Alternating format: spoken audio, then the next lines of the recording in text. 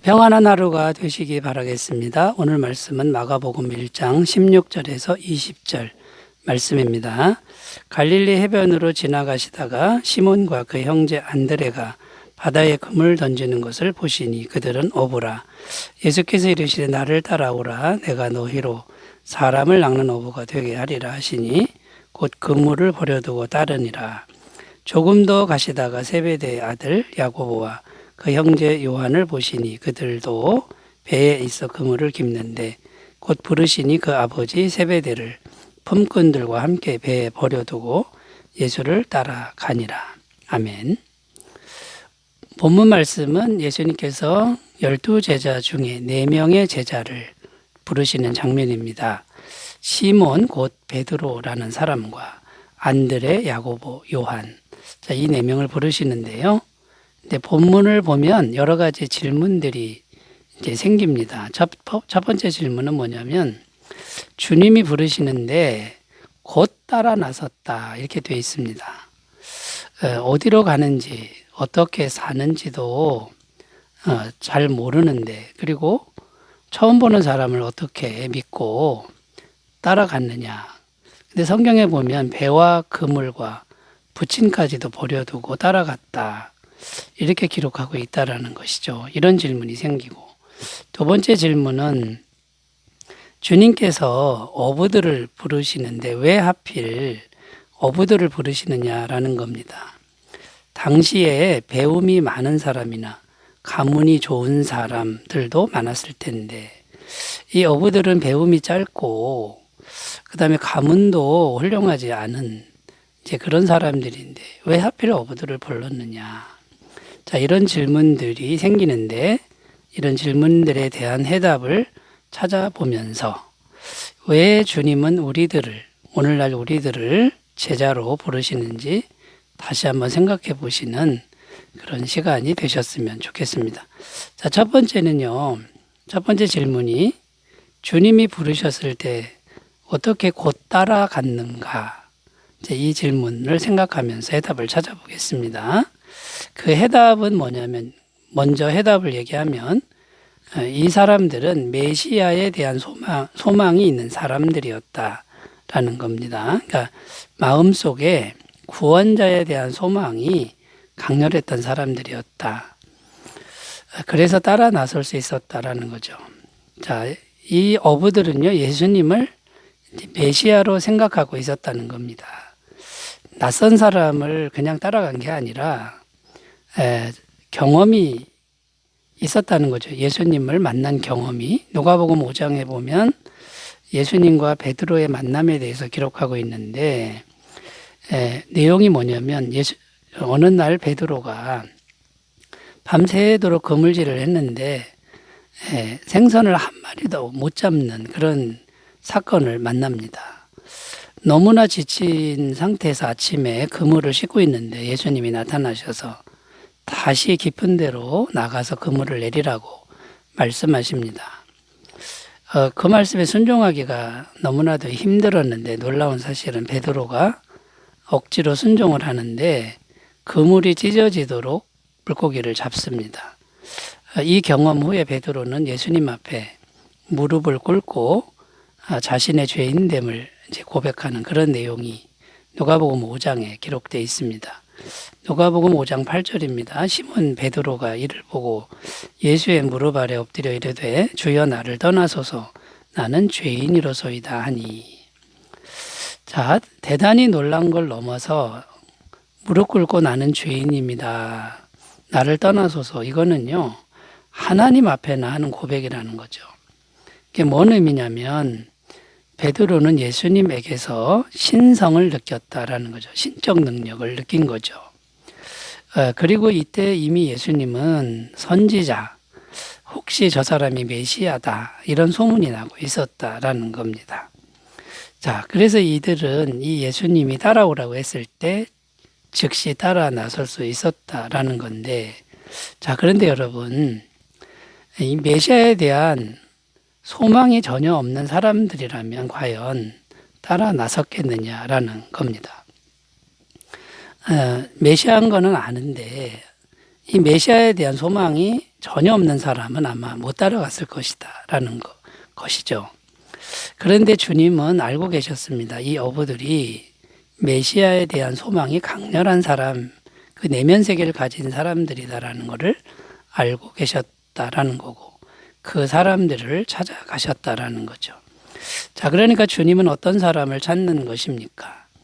하나님에 대한, 하나님의 구원에 대한 이 강렬한 소망이 있는 사람을 찾으신다.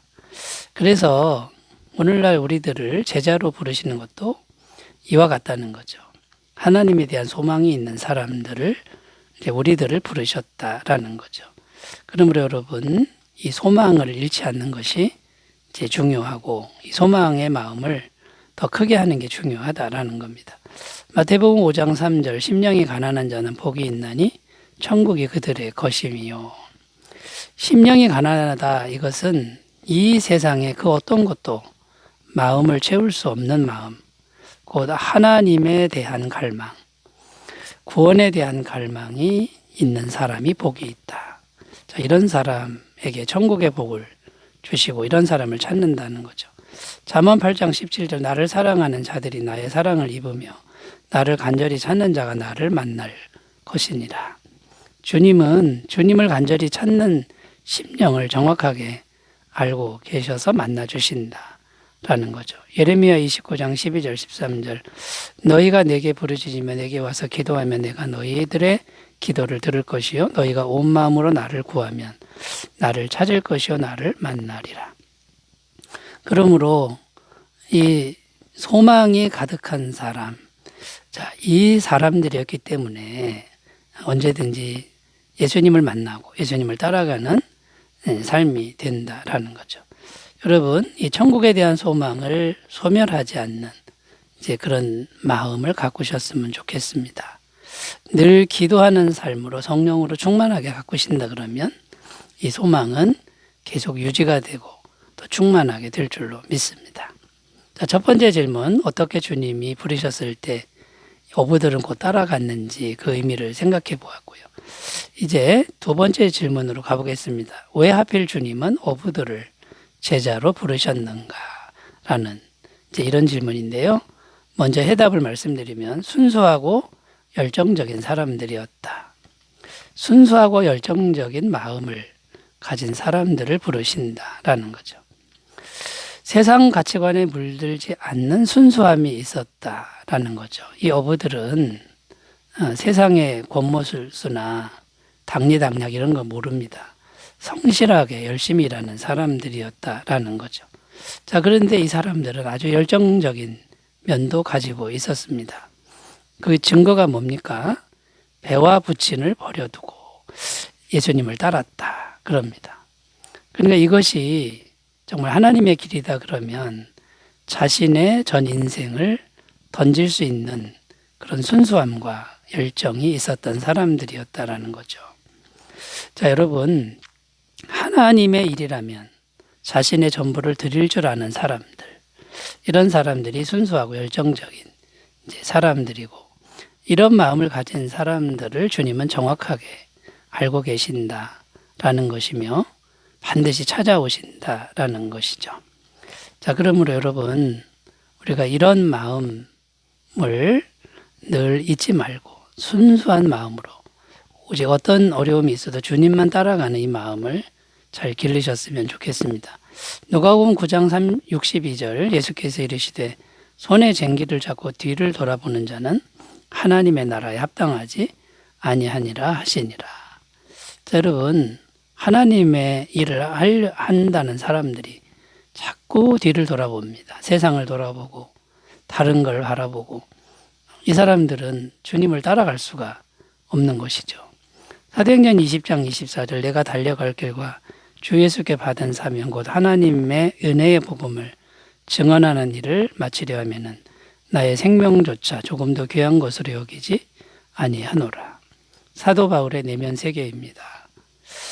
주님께 받은 사명, 복음 전하는 사명을 위해 나의 생명까지도 나는 바칠 수 있습니다. 아끼지 않습니다. 이렇게 순수했기에 바울은 위대한 주의 종이 될 수 있었다라는 것이죠. 여러분 주님의 참된 제자로 살아가시는 귀한 삶이 되셨으면 좋겠습니다. 자, 세 번째로 가보겠습니다. 세 번째 질문은 이것입니다. 무엇 때문에 사람들을 제자로 부르시는 것일까요? 자, 제자가 왜 필요한 것일까요? 이런 질문입니다. 부르심의 목적은 사람 낚는 어부가 되게 하는 것이다. 오늘 말씀에 17절에 이렇게 기록하죠. 예수께서 이르시되 나를 따라오라. 내가 너희로 사람을 낚는 어부가 되게 하리라 하시니. 자, 사람을 낚는다는 것은 어떤 의미입니까? 복음을 전해서 영혼들을 구원한다. 구원받게 한다. 이런 의미가 되는 것이죠. 그러면 복음은 무엇입니까? 무엇이길래 복음을 전해야 합니까? 복음은 곧 예수님입니다. 예수님의 십자가와 부활이 복음의 내용인 것이죠. 예수님 믿으면 십자가 보혈의 은총으로 죄사함을 받는다는 것. 그래서 하나님의 자녀가 되어서 천국 백성, 영생을 얻게 된다. 이것이 이제 복음의 내용인 것이죠. 자, 그러면 여러분, 사람 낚는 어부가 되기 위해 무엇을 해야 하는 걸까요? 자, 어떤 것이 필요할까요? 첫 번째는 내가 먼저 구원받아야 되겠죠.